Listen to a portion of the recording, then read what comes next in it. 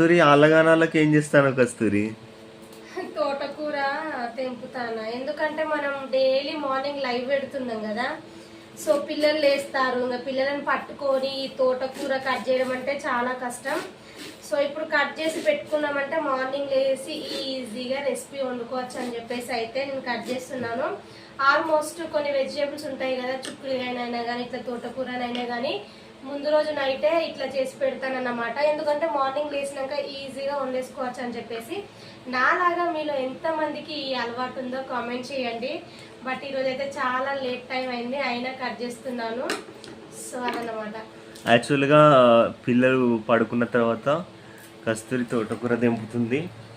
ఎందుకంటే పిల్లలు మార్నింగ్ తెంపనివ్వరు, మళ్ళీ లైవ్ చేయాలి కాబట్టి డెఫినెట్ గా మార్నింగ్ చేసేసరికి చాలా లేట్ అయిపోతుంది.